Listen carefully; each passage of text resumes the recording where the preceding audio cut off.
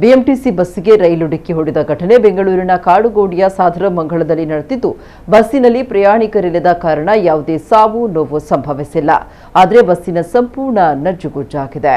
ಕಾಡುಗೋಡಿಯ ಸಾದರಮಂಗಲದಲ್ಲಿ ಪ್ರಯಾಣಿಕರನ್ನು ಇಳಿಸಿ ಖಾಲಿ ಬಸ್ ಡಿಪೋಗೆ ಹಿಂಬದಿ ಚಲಿಸ್ತಾ ಇದ್ದ ಸಂದರ್ಭದಲ್ಲಿ ಟಾಟಾ ನಗರಕ್ಕೆ ತೆರಳುತ್ತಾ ಇದ್ದ ಪ್ರಯಾಣಿಕರ ರೈಲು ಡಿಕ್ಕಿ ಹೊಡೆದಿದೆ. ಡಿಪೋ ಸಂಖ್ಯೆ 51ಕ್ಕೆ ತೆರಳುತ್ತಾ ಇದ್ದ ಬಿಎಂಟಿಸಿ ಬಸ್ ಇಕ್ಕಟ್ಟಿನಲ್ಲಿ ಹಿಂಬದಿ ಚಲಿಸಿ ಮುಂದಕ್ಕೆ ಹೋಗುವ ಹಂತದಲ್ಲಿ ರೈಲಿನ ಬರುವಿಕೆಯನ್ನು ಚಾಲಕ ಗಮನಿಸದೇ ಇರುವುದು ಈ ದುರಂತಕ್ಕೆ ಕಾರಣವಾಗಿದೆ. ಘಟನಾ ಸ್ಥಳಕ್ಕೆ ರೈಲ್ವೆ ಇಲಾಖೆ ಅಧಿಕಾರಿಗಳು, ಸ್ಥಳೀಯ ಪೊಲೀಸರು ಭೇಟಿ ನೀಡಿ ಪರಿಶೀಲನೆ ನಡೆಸಿದ್ದಾರೆ. ತನಿಖೆ ಆರಂಭಗೊಂಡಿದೆ.